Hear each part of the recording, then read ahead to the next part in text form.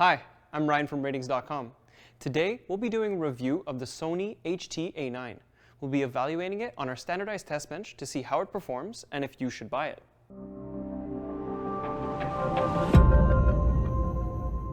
The HT-A9 is a premium setup from Sony.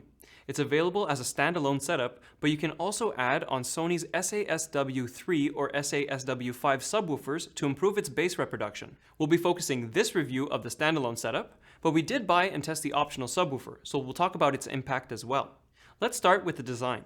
The HT-A9 looks quite different from other soundbar setups we've tested. Instead of a wide standalone soundbar, it has a small control box with two speakers that serve as its front left and right speakers. These speakers have a premium build with metal grills to help protect the drivers inside. They're a bit bigger and taller than average satellite speakers though. It also comes with two rear satellite speakers, which have the same design and build as the front speakers. You can tell them apart thanks to the letter markings on the bottom. All the speakers connect to the box wirelessly, so you just have to connect them to a power source. The HT-A9 is a 4.0.4 setup. You have the standard left and right stereo channels, as well as the left and right surrounds, making 4 channels in total. Sony claims that these 4 speakers can create up to 12 phantom speakers through your space using its 3D spatial sound technology, resulting in a more immersive sound. We'll look at this in more detail in the sound testing part of the review. There are up-firing drivers built into each of the speakers. The up-firing drivers are automatically activated with Dolby Atmos content.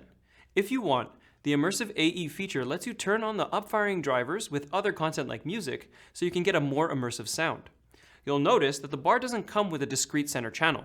You can use the Acoustic Center Sync feature to set up your compatible Bravia TV as a bar's center channel, but again, we'll dig into that in a bit. You can pair this model with different subwoofers sold separately by Sony. It's important to note that we tested it with the SASW5 subwoofer, which is a bit larger and more powerful than the SASW3. The SASW3 only offers 200 watts with a 160mm driver compared to the 300 watt SASW5, which has a 180mm driver with a passive radiator. Both should be suitable, but bass lovers will probably prefer the SASW5's performance. As for the inputs, you can connect the bar via HDMI to your TV using the eARC or extended audio return channel. There's no optical connection, but eARC offers more features and format support, so it's more than suitable as long as your TV supports it. It's important to keep in mind that soundbars can sound different depending on the room you're in. For example, close walls tend to result in more bass buildup. The HT-A9 has a feature that can correct for this, and it's called sound field optimization. When the speakers are connected to your TV, you'll see a menu on the screen that lets you set it up. It can automatically calibrate the speakers based on the unique acoustic characteristics of your room. Now, let's take a look at the tests. We'll start with how it sounds. The frequency response is a way of measuring the soundbar's performance across the auditory range. This graph shows 48 measurements in different positions, and the dotted line target result is great for a soundbar that most people consider neutral, so voices won't be drowned out with too much boomy bass, for example. We conducted our frequency response measurements with sound field optimization turned on. It has a fairly balanced sound, and vocals and lead instruments are reproduced clearly and accurately. You'll notice a little extra emphasis in the high bass though, which adds some muddiness to the sound. Still, it should be suitable for listening to most types of audio content. If we look at the bass portion on the left-hand side of the graph, you can see that it struggles to reproduce an extended low bass. As a result, you don't really feel the low thump and rumble in bass-heavy genres like EDM. You can improve its bass production by adding on a dedicated subwoofer though.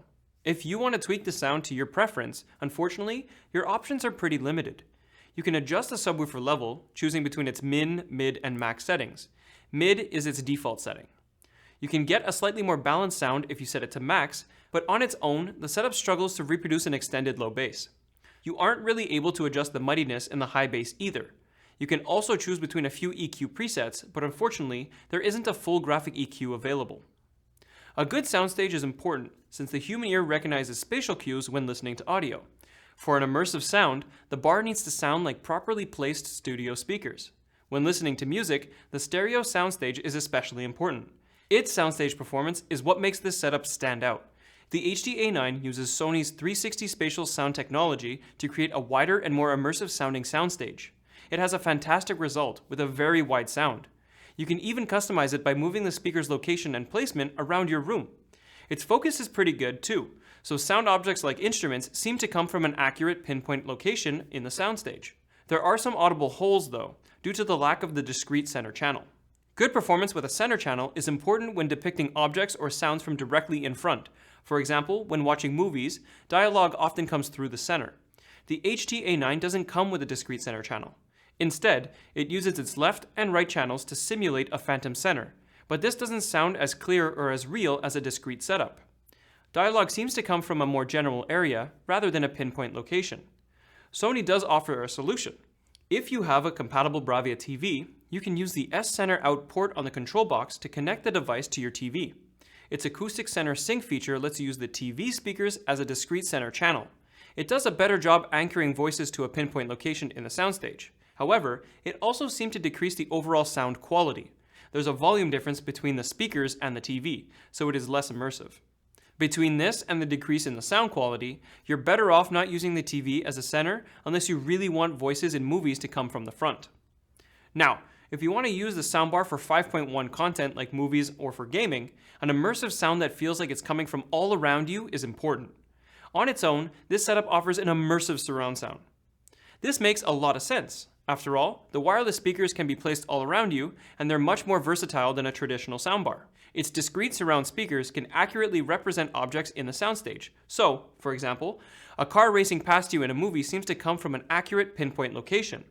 Its response is a bit muddy though, and there's a lack of deep rumble in the low bass during action-packed scenes. As you can see here, you can improve its bass performance by adding on a dedicated sub. Now, for content with height channels, such as when watching movies that have Atmos, there is no option to put the speakers up high. Instead, this setup uses up-firing drivers in the speakers to bounce sound off the ceiling and back down towards you, which creates the illusion of height. Its Atmos performance is really solid, especially compared to other setups we've tested. Sound is immersive. When watching nature documentaries, you really feel like you're in the rainforest, surrounded by trees and rain. Adding the sub introduces more rumble in the bass too. As we spoke about earlier, the only drawback is the lack of a discrete center. There are some holes in the soundstage as a result. Even if you add your Bravia TV speakers with acoustic center sync, the sound quality drops a bit. This soundbar supports eARC, which is also known as Extended Audio Return Channel. The E part of eARC means that it supports higher bandwidth audio, so you can use it with object-based and lossless formats like Dolby Atmos and Dolby True HD. The HT-A9 supports all of the common surround sound formats, including Dolby Digital and DTS variants. Now, a low latency is important for synchronization between what you see on screen and what you hear. It's important to note, though, that it can technically vary on a whole bunch of factors, like the specific signal, but we've found these results to be well representative. Soundbars that have low latency tend to do a good job regardless of the signal, for example. The result is good, and there's fairly low latency via both its ARC and full HDMI in connections.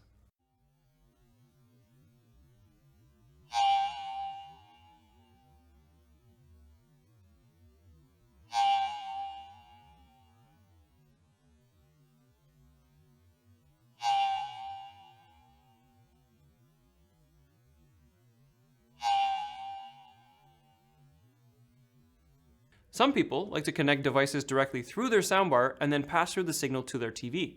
This soundbar's full HDMI in port offers support for lots of different features. It even supports Dolby Vision pass-through and 4K 120Hz with HDMI 2.1 for gaming on a new Xbox or PS5. The remote looks like other Sony remotes. It has a lot of different buttons, including the sound presets, to control the bar's features. Given the small size of the control box, it's not too surprising that there aren't a lot of physical controls. You can find a power button, but that's it. You'll need to use the remote to control the other features. The Sony Music Center app also gives you some control over the bar. While there's no built-in voice assistant support, you can connect a third-party Amazon Alexa or Google Assistant device, like a Google Home, to the bar for voice control. So, this brings us to the main question. Should you buy this soundbar? The Sony HT-A9 is an impressive bar, especially for surround sound and Atmos content. It has a wide and immersive sound that can transport you into the center of your favorite movies, and Sony's 360 Spatial Sound really does improve the soundstage. It's expensive though, especially if you're looking into adding a subwoofer. While the sub offers some improvements in bass reproduction, its low rumble doesn't extend as deep as some other premium setup we've tested, like the Bose Smart Soundbar 900 with speakers and bass module, so it may not be worth the extra cost. Overall, this bar's Atmos performance is one of the best that we've seen. It's a good choice for listeners who watch a lot of movies and don't want to invest in a full home theater setup. But if you want a more versatile soundbar with a discrete center channel and more sound customization features, there are other options available, such as the Samsung HW Q950A or the Sonos Arc with sub and 1SL speakers.